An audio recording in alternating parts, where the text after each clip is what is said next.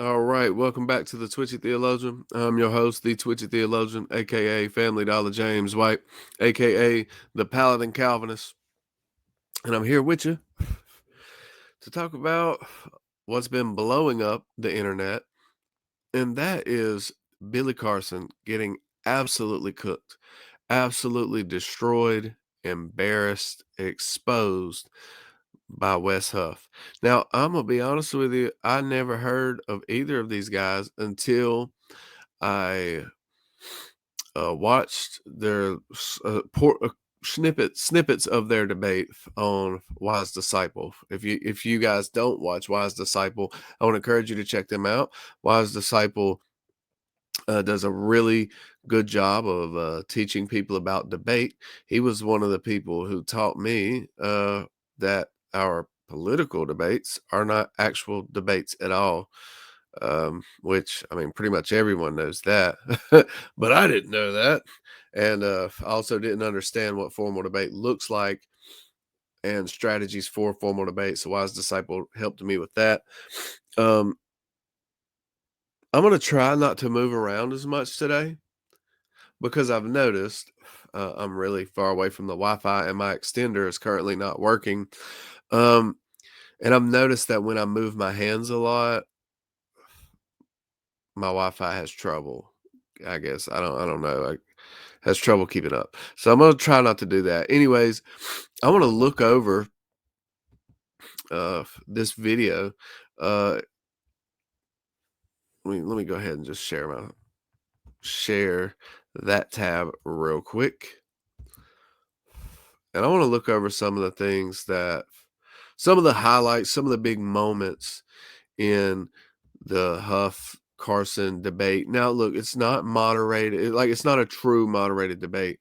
It's more of a discussion, but nonetheless, in the larger definition of debate, two people having a disagreement, it fits that category. So Wes Huff, this guy, never heard of him before. Hold on, this dude right up here. Never heard of him before today. Did a little bit of research on him. He holds a BA in sociology from York University, a master's of theological studies from Tyndale University. I have heard of that university. I think I was even looking at possibly going there at one point, and a PhD in New Testament at the University of Toronto's Wycliffe College. He's written some articles for the Gospel Coalition, and he's currently the Central Canada Director for Apologetics Canada. So this guy, he has a large, robust resume. And as you can see, I watched this entire video because I couldn't get enough. You need to check out Wes Huff's channel. He will teach you a lot. And matter of fact, we may look at more of his videos at the end of it just to show you how good he really is. So at the beginning, here's how the average man's life would change if he never saw an ad again. Ads. Day An one, ad about he would not install seeing Pi. ads. It's through. It actually works great usually, unless there's something going on with the Wi-Fi. I think it's pretty cool. I'm just trying to figure. I think it's on his end of his connection. So you see, he's having some connection issues at the beginning. We'll skip past that. For those that believe he does, to actually have that like next level of what that's supposed to mean. But Wes, go ahead on for what Billy was talking about. I think with a book in the Harvard Museum, and I heard something about Jesus's wife. Yeah. Well, first let me say I think it's really cool to not just be in the room proverbially with you, Billy, but be able to interact with you, because I wish I could be there in person. Unfortunately, Toronto, Canada is a long way away from Florida. It's a little bit of a jaunt. But so first, I just want to show that Wes is being like super, super nice, super cordial. And when you see really how Billy reacts at the end, after everything is over, how he responds, it's really crazy because Wes was nice the entire time, showed a good Christian character. So I appreciate that. I really can't remember what he talked about with the gospel of Jesus' wife or something. I think he was referencing the gospel of Barnabas, and he says that the oldest Bible, this is his claim, the oldest Bible, the Sinai Bible, doesn't have the crucifixion of Jesus, which the guy doesn't know what he's talking about, and Wes Huff exposes him there. Not a human being flying back to Earth to save people. That's just my personal trying to, but that we're all in the seminary. I'm gonna get to where we can hear what he has to say. Just between the sign, according to the crucified, or that's not accurate. Sure, and in my video, believe that. Sorry, guys. Sorry. They don't think that Jesus, as they believe in the prophet, God would have him killed. But I don't think they have any historical evidence, as far as I know, as to what or how or why they believe that. I'm curious for you guys both, and if you want to, I guess, go first, Billy, as to how you came about like the findings where it seems that Jesus was not crucified, or that's not accurate. Sure, and in my videos, and if you listen to the podcast, the statement is according to the Sinai Bible. Okay, according to the Sinai Bible, Jesus wasn't crucified in that Bible. That Bible predates the King James Version of the Bible, and Okay, so you hear the claim. According to the Sinai Bible, Jesus wasn't crucified. And also, did you know that Bible predates the King James? Man, that shuts us down, as if there wasn't the Geneva before it, and the Latin Vulgate, and all these other copies that were made. It's just it's silly. But the text there actually is about 12 to 14,000 differences between the Sinai Bible and the King James Version of the Bible, which came much later. And then also one of the things that were interesting is that they discovered the book of Jesus' wife, which is at the Harvard Seminary, which according to some scholars, that's a little controversial, but they claim that this is an accurate record that Jesus may have even been married, which then adds more, if that's true, it adds more to the hypothesis that maybe he wasn't crucified. I just personally believe that Jesus was an amazing human being. I don't think that he was the Son of God in the sense that he's God, but that we're all gods. As he said, ye are gods, and that we're to do greater things in him. And I just personally believe that the return of the Christ is the return of the Christ consciousness. When we can all achieve a certain level of knowledge, wisdom, passion, understanding, empathy. This is just repackaged New Age, guys. What New Agers do, and a lot of other folks, is they'll take snippets of the Bible. We're made in the image of God. You heard him. He's quoting Jesus, who quotes Psalm, I think 82. Ye are gods. Look, guys, there's two ways of taking that. Either he's talking to the judges of Israel, saying you are like gods, but you're not judging right, so you're going to die like men. Or he's talking to the angelic beings, and it may be Psalm 89, but I think it's 82. But he's talking to the angelic beings that fell. Ye are gods, ye are Elohim, and God set them up over the nations, Deuteronomy 30, and said, you can function there, you can rock there, you can rule over there, you can rule over there. But guess what? They weren't doing things that they were supposed to. They were supposed to lead people and be just in that land and lead people to the Most High, to Yahweh, the one true God, the creator of all things, right? But they didn't. So God says, you're going to die like men. And when Jesus is quoting that, he's saying, look, I am the one true Son of God. Like, the Elohim, the B'nai Elohim, the fallen angels, they are sons of God's in a type of sense, but I am the true one who has come. And he shows in numerous places, especially like Colossians 2, he's the one who puts them to open shame and all of that stuff. So he's taken that verse completely out of context, and that's what New Agers love to do. And really, you can just pre-sup them and show them that they're not being consistent with the worldview by the way that they live. So, like, you know, if we're all gods, then who's to say whose system of morality is right? Because there's no standard which is above us. Therefore, I'm a god, and I say it's okay to kill and eat children. You're a god, and you say no, that's bad. Who's right? If we're both gods, we're both equal, then there's no objective standard above us. So you can really precept them here, but I like what Wes does. Instead of doing that, he attacks the sources that Carson is deriving his information. So we'll get to that. Sorry for the rant. Love that he came to this planet with, and we get that in our mind and our conscience, and we can act on that those incredible emotions and that understanding that the whole world is going to transform instantaneously. And I think at the second coming is the coming of the Christ consciousness to the planet, not a human being flying back to Earth to save people. That's just my personal understanding of how I perceived it over many, many years of burnout. We all experience it at some point. It's so important to me that I've actually been working on it in therapy. Going through this now let's let Wes the show. Okay, into that for those just because I wish I could be there to have investigated to a certain degree some of these facts. Do you mind if I ask a clarifying question? Sure. When you say the Sinai Bible, what are you referring to specifically? It's the biblical text that was written. It made it into you can actually look it up on Amazon. It's a Bible called, I have a version at home.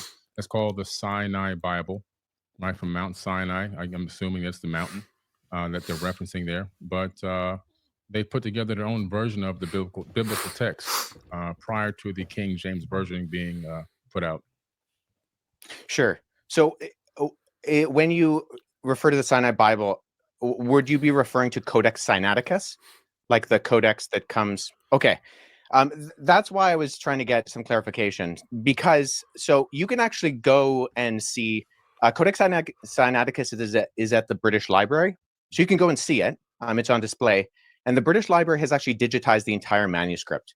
So I work with manuscripts in my linguistic work. I'm an expert on early Christian scribal culture, and particularly in Greek and Coptic manuscripts.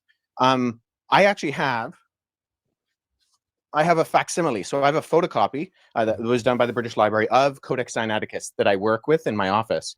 So I have it here. And the only reason I asked for clarification is because I want to make sure that what I'm addressing is actually what you mean. Gotcha. And not addressing something else. Because the Codex Sinaiticus in particular is just a Greek, it's a 4th century Greek manuscript. Mm-hmm. It comes from approximately between 325 and 350 AD.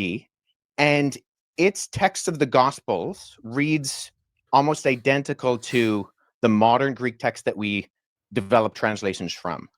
So my curiosity is just simply in kind of exploring, when you say that it denies the crucifixion or that the crucifixion isn't there, I mean, I can go on right now, Codex Sinaiticus, and I can look up the end of, say, Matthew 27, mm-hmm. where it has Jesus being crucified.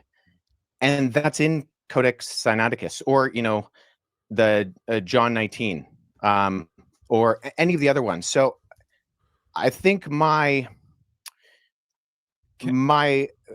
confusion is that it doesn't read any differently. So actually, are you able to pull up a website with the viewers or listeners or whatever be able to see that right now to make sure I have the right the version that I'm looking at? While he's pulling that up too, like I keep saying to all the people that aren't science. So notice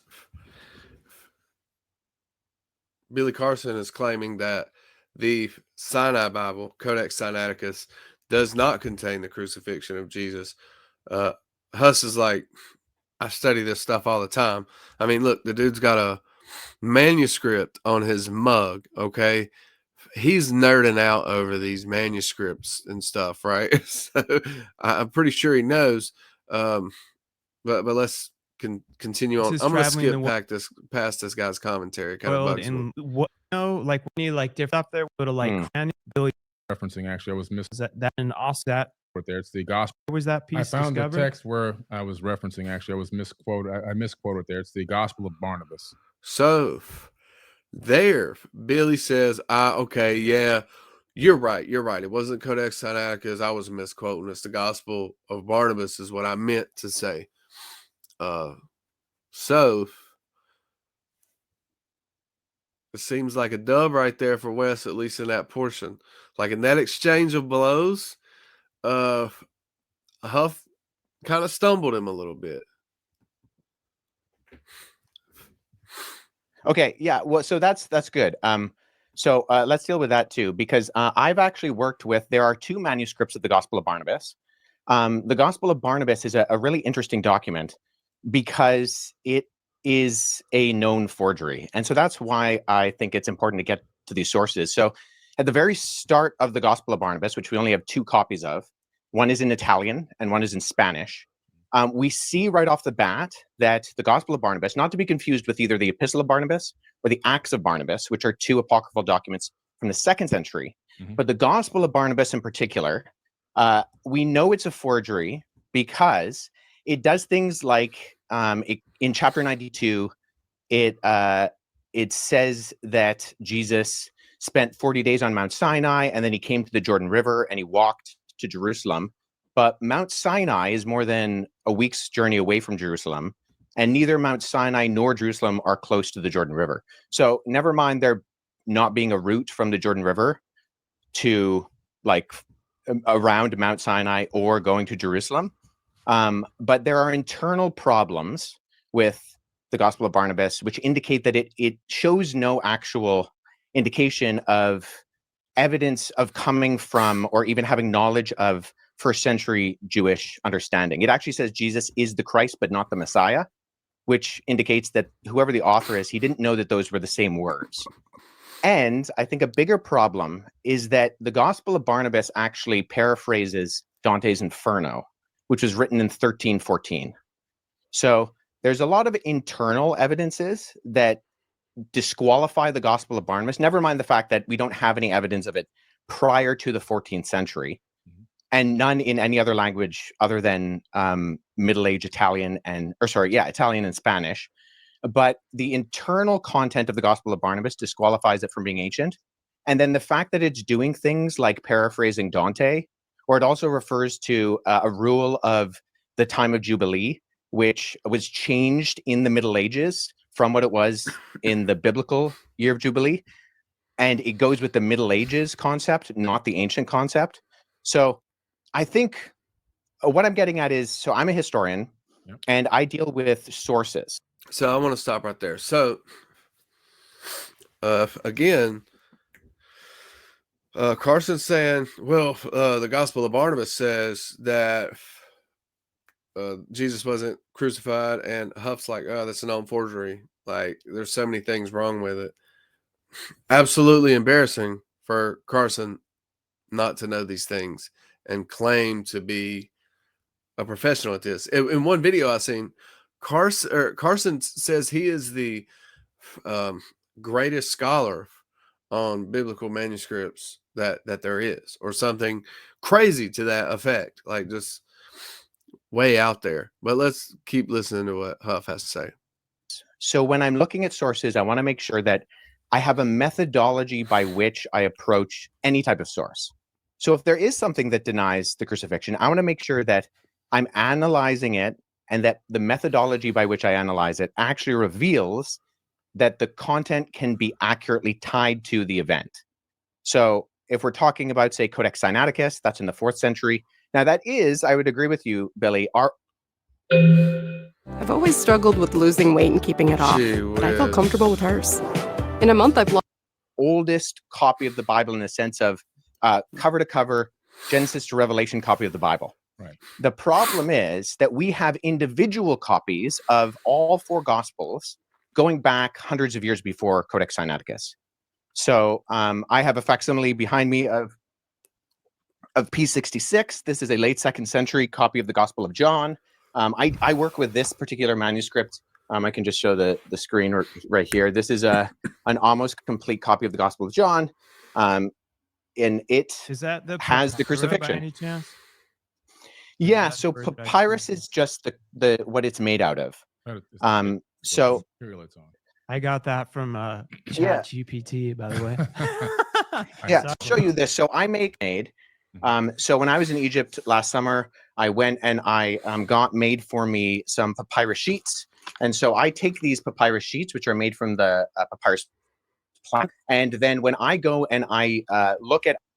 Anyways, he goes on to ask Carson like what verisimilitude is and all these other things and what his methodology is.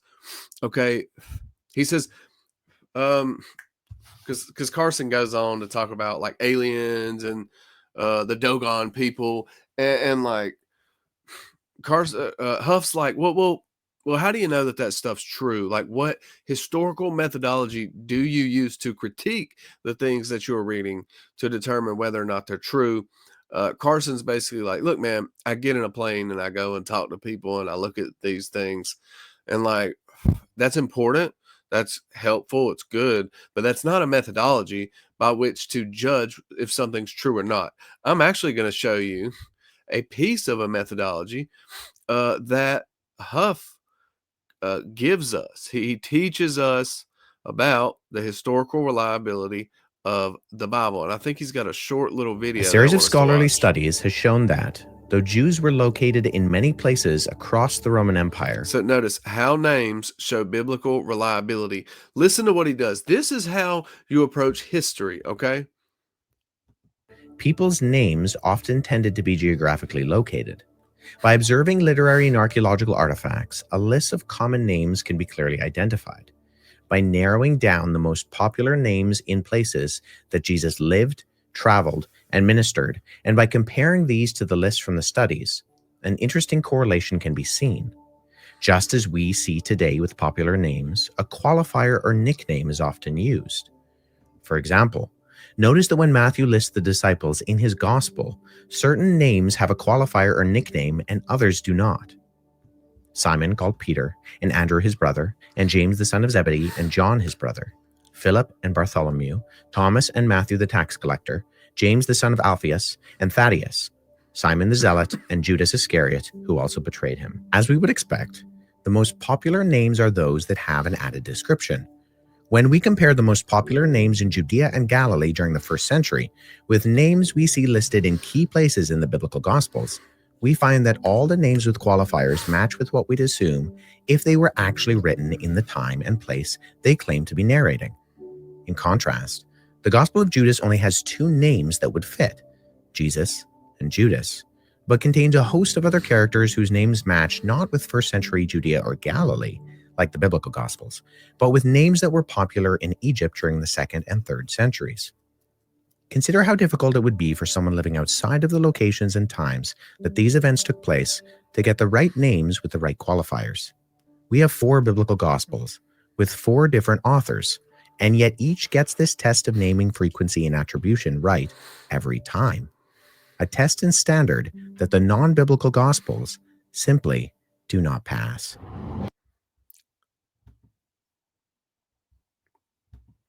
So what that is an example of is at least a piece of historical methodology whereby you critique the document or historical claim that is made from the document or from maybe some sort of oral folk tale or from some cave painting or something like that.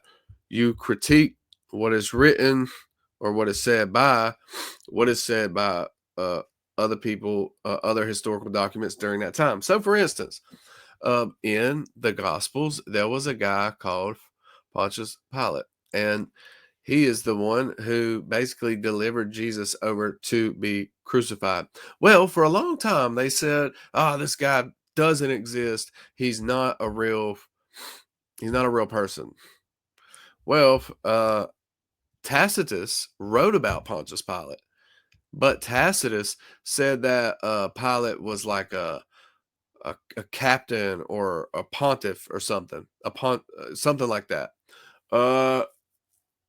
But the Bible, Luke says that he was like a governor or something. Let me look so I don't sound stupid. Okay.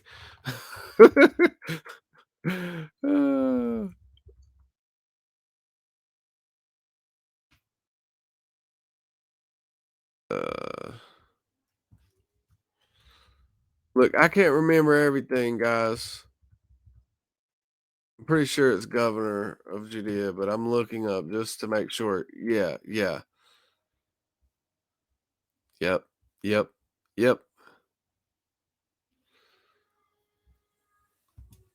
Let me find the verse though. That's the thing. I want to find the verse.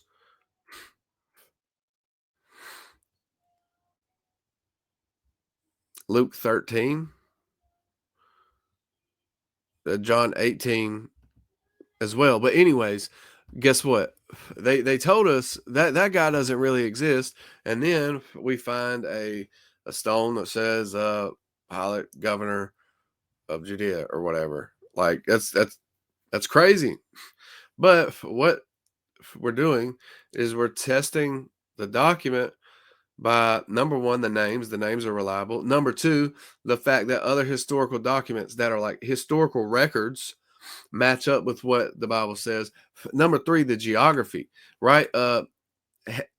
Huff mentioned that one of the things that Carson mentioned had the geography completely off. I think it was the Gospel of Barnabas, had completely jacked up geography, right? Well, we test the Bible, testing it to see testing its veracity by saying, okay, does it match up with the geography? Does it have proper geography? And it does every time. So that's how you examine something critically, historically. And just so you know, in doing those things with the Bible, we know it's God's inerrant word. It actually proves it. It actually proves that the Bible is true. The Bible, yes, it's self-attesting. It proves itself to be true. There is no other standard that we can have to know anything, right? I get that precept. I got you. But I love using external sources as well to challenge the Bible, because I know it holds up. Every time it's going to hold up because it's God's word. And when it does, it's proving the veracity of the text. Okay. But Carson claims to be this like genius historian and doesn't understand these sort of basic methods. When I heard Huff challenge Carson like that, I knew off gate what I would say. And it was you look at the names and you cross-reference them with the names at the time, and you look at the geography and blah blah blah. I would have said things like that.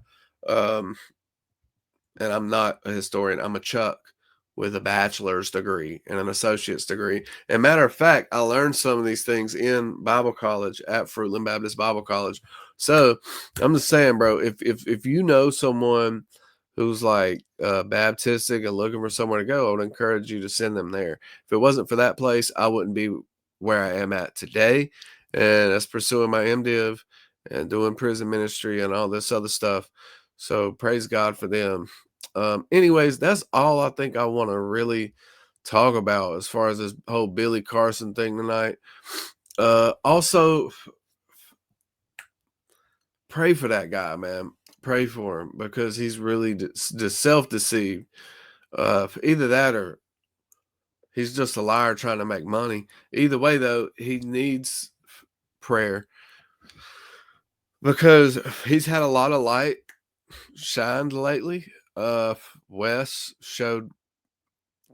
was very kind and gracious and shined a lot of light during that discussion. So be praying for that. Be praying for him. And Carson's now threatening to sue Wes Huff and all this other silliness. Be praying for that too, because that's just silly.